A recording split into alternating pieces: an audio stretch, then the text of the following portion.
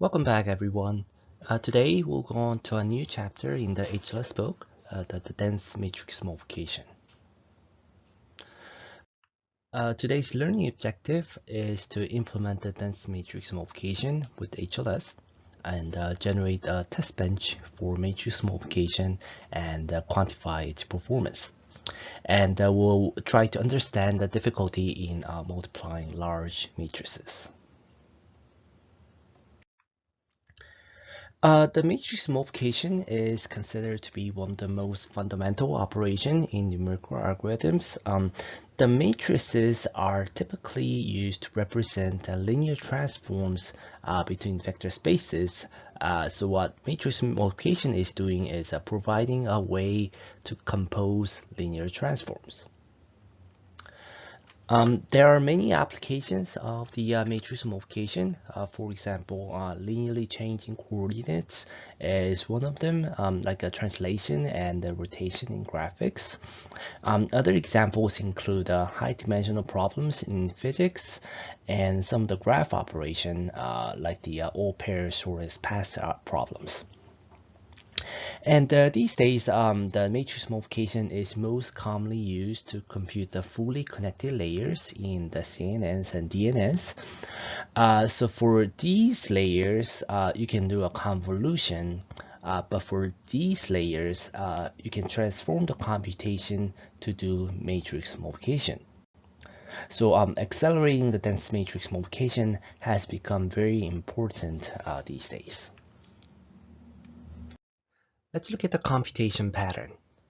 What we're going to do is compute the matrix product between matrix A and matrix B, where A is a n by m matrix and B is a m by p matrix. The result matrix AB is a n by p matrix, and you can compute element AB11 by adding up A11 times B11 and A12 times B21 and so on.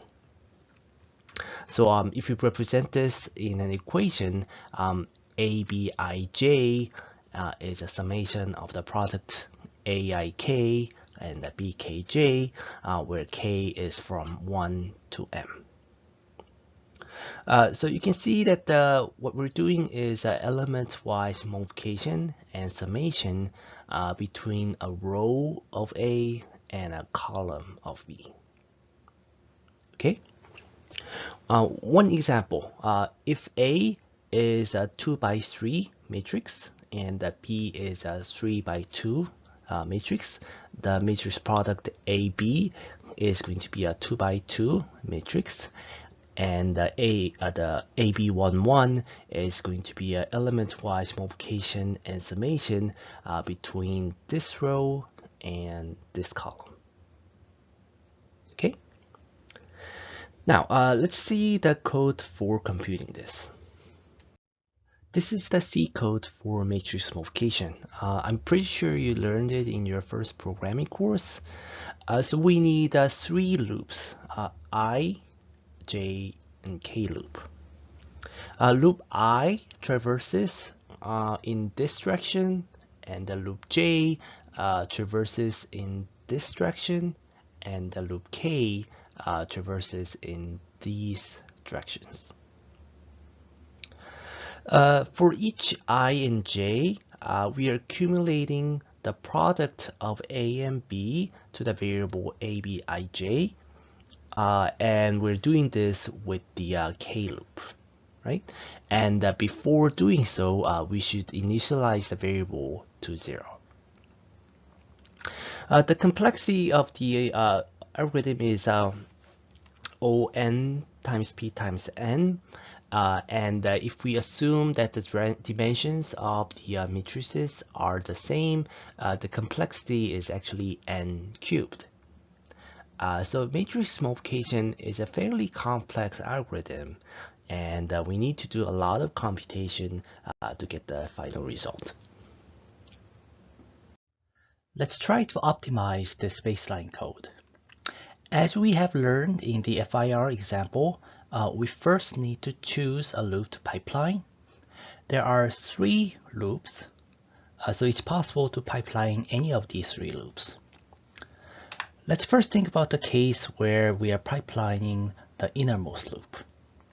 In that case, we're going to do 1 multiply and accumulate per cycle. We're not doing any unrolling, we're just pipelining the MAC operation. And per cycle, we're going to fetch 1 element from array A and the 1 element from array B. So there's no need to partition the A and B arrays. The memory that contains A and B only needs to supply 1 element per cycle. Make sense? Next, let's think about the case where we pipeline the J loop. In that case, we have to start the computation of 1 iteration of J loop each cycle. There are M multiplies and M additions in 1 iteration of J loop. So we need to compute M MAC operation per cycle, right? So this means that we are unrolling the loop K. Also, since we need to do M MAC operations per cycle, we need to supply enough data of A and B to do this computation. This suggests that we need to partition array A and B by M. So the memory that contains A and B needs to be sufficiently divided so that it can supply M elements in parallel. Okay? Finally, let's think about the case where we pipeline the I loop. Well, the same drill as before. The pipelining I means that we need to start the computation of 1 iteration of I. We are doing P times M MAC operations per cycle. And we are enrolling the loop J and K. And we also need to fully partition B because we are enrolling both loop K and J. We also partition A by M, the K index. Well, I mean, we don't partition the I index because we are pipelining the I loop, not unrolling the I loop, right? And finally, we partition AB by P in the J index, okay? So we need to make a choice here. If we choose to pipeline the I loop, we're going to achieve the highest throughput. But the problem is that we need too much resource. It's not really the number of MAC operators that's the problem. The bigger problem is the number of memory partitions because we need to fully partition array B when unrolling the I loop, right? And if we go the opposite direction and decide to pipeline the K loop, well, we would consume the least amount of resource, but the problem is that there's not enough parallelism to achieve high performance because we are not doing unrolling in this case. So the typical choice is to pipeline the J loop. We have adequate parallelism for unrolling the K loop, and the resource consumption isn't too bad since we are partitioning both array A and B by just a factor of M. You know, not fully partitioning as the pipelining the I loop. So, well, it kind of depends on the size of the matrices, but the pipelining the J loop typically gives the best trade-off between the performance and the resource consumption. Okay? All right, so let's pipeline the J loop in the next slide. So this is the code that pipelines the J loop. We put the pipeline Pragma here. This also means that you are unrolling the K loop, so the use of the unroll Pragma is kind of implied here. And like I said before, we need to supply enough data to execute one iteration of loop J per cycle. So we need to partition both arrays A and B by a factor of m. And that's why we write down an array partition Pragma here with the keyword complete. The size of the array for the index k is m, and so the partitioning by m means that we are completely partitioning the dimension of the array. Now, notice that the k index is at a different dimension of arrays A and B. K is on the second dimension of A, and it is on the first dimension of B, right? And that's why the number of dimension is slightly different here. We're partitioning the dimension 2 of array A, right? And the dimension 1 of array B. Make sense? Let's look at this partition Pragma in more details in the next slide. The array partition Pragma. So we have seen this Pragma in the FIR example when making separate registers for the unrolled tabs.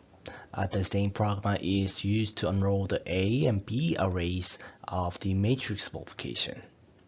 So the syntax goes like this: Pragma HLS array partition, variable name, type, factor, and the dimension. You can put the name of the partitioned array here. Next, you can decide on the type of partitioning. There are 3 types. The first one is block partitioning. Imagine this is a memory space, and each color represents a different memory. In block partitioning, the memory space is divided into contiguous chunks of memory.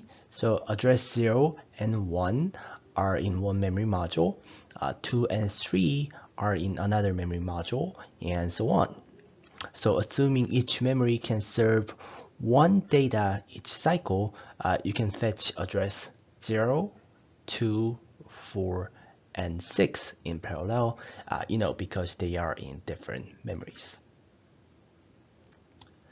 On the other hand, if you do a cyclic partitioning, you're assigning 0 and 4 to one memory, 1 and 5 to another memory, and so on. So in this case, you can fetch address 0, 1, 2, 3 in parallel. Make sense? The third case, complete partitioning, means that the entire address space has been each partitioned to a different register. Okay? For block and cyclic partitioning, you can specify the factor. This represents the number of the partitioned arrays. So for example, this is the case when the block partitioning factor is 4. Right? Because there are 4 memory partitions. And this is the case when the cyclic partitioning factor is 4. Okay? The next one is dimension. In the case of multi-dimension array, you can put dimension 1 if you want to partition the first dimension of the array, or 2 if you want to partition the second dimension of the array. So this is the example we have seen before. It should make a perfect sense now. This Pragma means that we are partitioning array A completely in the second dimension. The size of the second dimension is m, and that's why there are going to be m different memories used for variable A. Each memory is going to have depths of m, right? Because dimension 1 has not been partitioned. Make sense? All right. Now, there's a more efficient way of doing this array partitioning.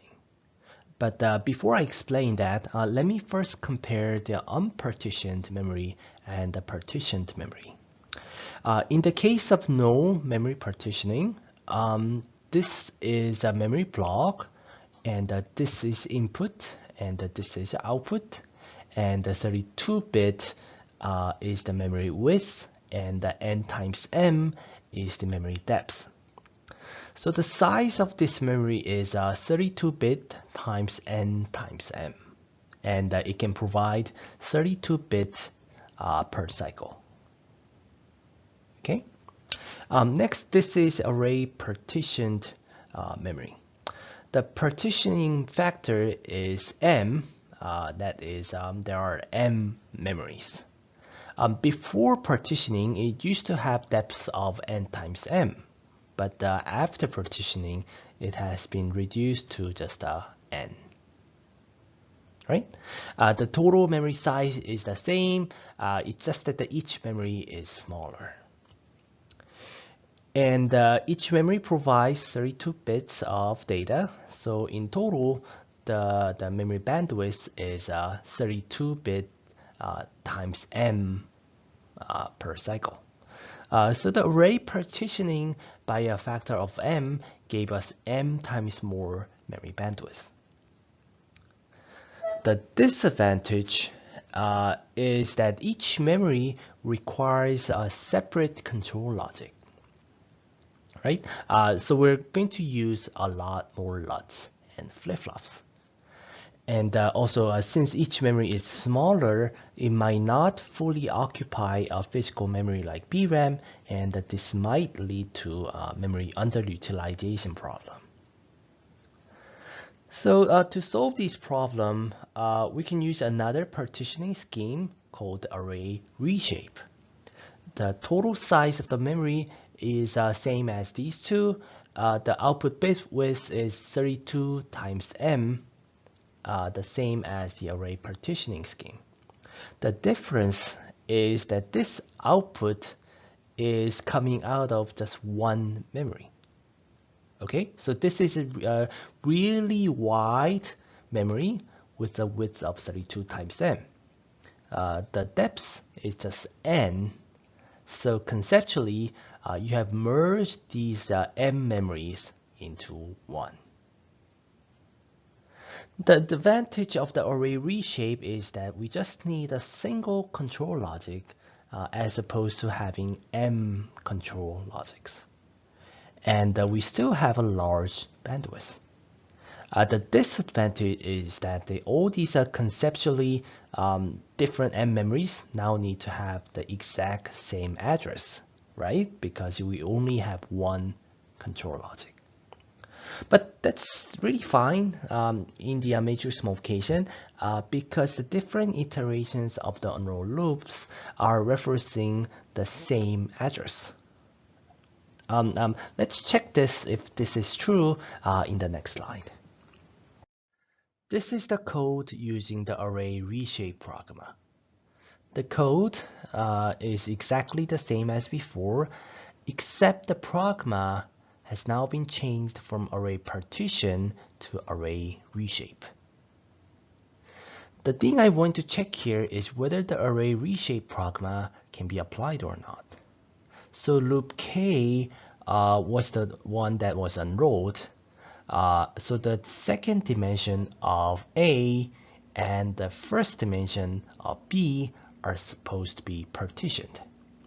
What you need to check is if the different iterations of K are accessing the same index in the first dimension of A. It does, right? In a particular iteration, K equals 0, K equals 1, K equals 2 are all accessing the same I index, right? Same for B. Different K iterations are accessing the same index of J. Okay, so for matrix modification, it is more efficient to use the array reshape Pragma because you can merge different partition memories and reduce the number of control logics. All right. So now we have a reasonably optimized kernel. Let's now go on to today's second topic, the testbench generation for matrix modification.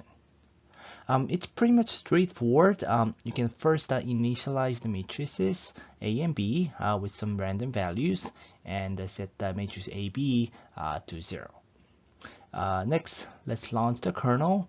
Assuming we're using the Vitis HLS environment, you can simply call the kernel function. Then you can generate the golden output in CPU. You can simply use these 3 loops without any optimizations. And finally, you can compare the CPU output with the FPGA kernel output. You can print out some messages if there is any difference. Okay, so this is checking the correctness of the optimization we have applied. Let's also measure the performance of the kernel. When measuring the performance of the kernel, we often use a metric called gigaflops or giga floating point operations per second. Gigaflops is a very commonly used performance metric in the high performance computing, and it's very useful to know this term. So gigaflops is technically for the floating point operation. But if you're doing integer operations, lots of people also use the metrics like a giga ops or giga integer operation per second. Okay. So for our dense matrix multiplication, assuming it's a square shaped, gigaflops can be calculated as 2 times matrix cubed, right? If the matrix is a square, divided by the time taken. If the time is in the nanosecond, 10 to the power of -9, the flops will be in the unit of giga. Okay, and the constant 2 reflects the fact that each iteration has 1 addition and 1 multiplication, the mag operation. In the Vitis test bench, you can code this equation like this. So after measuring the start and the end time, you can subtract it to obtain the execution time, and then you can calculate the cube of the matrix size times 2 divided by the execution time. Okay, and see out the result. So let's solve an exercise on this calculation. Let's compute the gigaflops in the below FIR code we have seen before. So this was in our FIR example. It consists of the sample loop and the filter tab loop, right? Let's assume that the number of samples is 1000 and we have 11 tabs on this loop. The data type is in floating point, single precision floating point, and let's also assume that the clock frequency is at 250 megahertz, and the execution cycle is known to be 1010 cycles. So can you compute the gigaflops in this below code, assuming these parameters? So you can pause the video here and calculate on your own, and then go on to the next slide.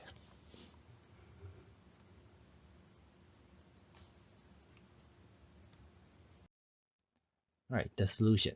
So this was the question we have just seen before. Since there are 11 tabs, there are going to be 11 additions and 11 multiplication per sample.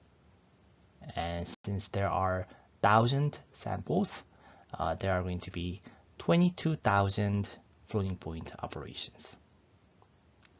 For the execution time, it's going to be 1010 cycles divided by the clock frequency, which is 0.250 gigahertz. So the gigaflops is going to be number of floating point operation divided by the execution time. So it's going to be 22,000 times 0.25 divided by 1010, which is going to be 5.4 gigaflops. Okay. All right. The third and the last topic in today's lecture, large matrix multiplication. Until now, we have assumed that matrices A, B, and AB fit inside the FPGA internal memory. Well, F1's internal memory is 9.5 megabytes of VRAM and 34 megabytes of VRAM. So the natural question is that what if the size of the matrices exceed the size of the internal memory? Then we won't be able to apply optimizations like array reshaping. One possible solution to this problem is for each iteration, read or write one element of A, B, and AB from the FPGA device DRAM. That is, we're not storing any data in the internal memory. Okay, let's analyze how much data is transferred if we adopt this kind of approach. Let's compare the DRAM FPGA data transfer size. Assuming we're multiplying two matrices of size n times n, and the variables are in int type, the first case is what we have assumed before, when all matrices are stored in the FPGA internal memory. Then all the matrices are read or written to DRAM only once. That is read once in the beginning and written once in the end. The rest of the accesses during the computation are done on the internal memory. Okay, then the DRAM transfer size would be 3 times, A, B, and AB, n times n. This is the matrix size times 4 byte, the int type. So the DRAM transfer size is 12n squared bytes. Now, let's think about the second case we just discussed, where we are not storing any matrices in the FPGA internal memory. In this case, we have to fetch one element of A and one element of B from DRAM for each k iteration.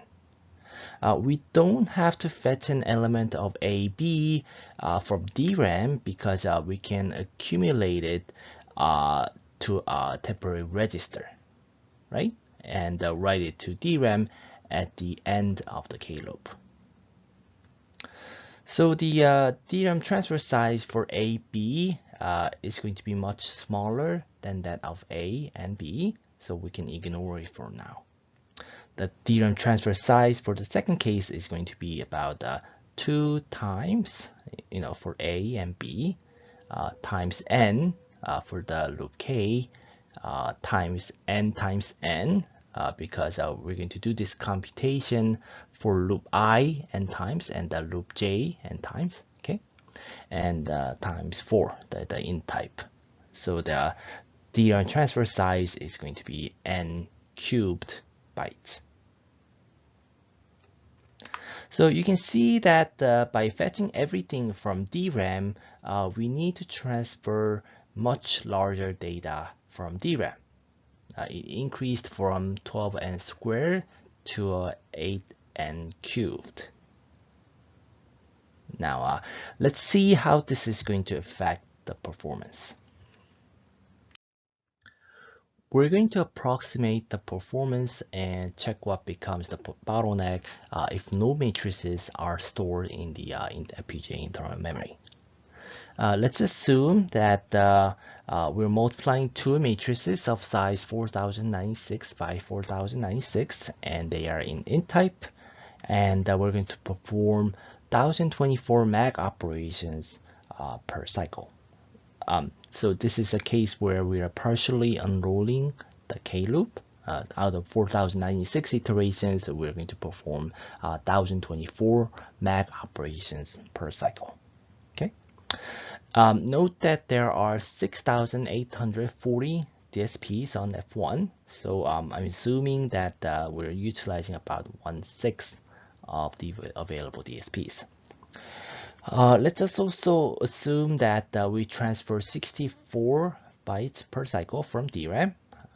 Remember from the last class that the ideal DRAM bandwidth on F1 is 4 times 64 bytes per cycle. So overall, we are assuming that we are utilizing about 1/6 to 1/4 of the available resource on F1. Okay. So based on these assumptions, let's compute the execution cycle. For the computation, we need to perform 4,096 cubed mag operations. And since we can do 1,024 per cycle, it's going to take 64 million cycles. For the DRAM transfer, we need to transfer about 2 times 4,096 cubed times 4, as we saw in the last slide, and divide by 64 bytes per cycle. So it's going to take 8,096 million cycles. Okay, so this means that the DRAM bandwidth is going to be the bottleneck, right? So the analysis here shows that if we don't store any matrices in the FPGA internal memory and start fetching everything from DRAM, the overall performance is going to be limited by the DRAM bandwidth, and it doesn't matter how much operation we're doing per cycle. Okay, so now let's take one more step and think about why we ran into this problem. So why did we suddenly have this DRAM bottleneck problem? The reason is due to lack of data reuse. In the matrix multiplication algorithm itself, there's actually a lot of opportunity for data reuse. For example, let's see how many times A11 can be reused. A11 can be used to compute AB11, AB12, and up to AB1P. So the A11 can be reused up to P times if the entire matrix was stored in the FPGA internal memory. But if we start fetching A and B from the DRAM for each iteration, we're not taking advantage of the available reuse opportunity, and that's why we're going to get the DRAM bottleneck problem. So the natural question would be, how can we exploit this reuse even when multiplying large matrices? Even when the matrix does not fit inside the FPGA's internal memory. And that is the question we're going to answer in the next class. Let's summarize today's lecture. Dense matrix multiplication is composed of 3 nested loops, and we should decide on which loop to pipeline and unroll depending on the amount of parallelism and the memory partitioning we want to achieve. And I've told you that we typically pipeline the J loop, unroll the K loop, and the array reshape the A and B arrays. We also calculated gigaflops to evaluate the matrix multiplication performance in the test bench. And the most important message is that DRAM bandwidth becomes the bottleneck if the matrices are too large and cannot fit in the FPGA internal memory. And we saw that this is due to not taking advantage of the available data reuse. All right, so we'll see how to solve the last problem in the next class. And I'll see you then.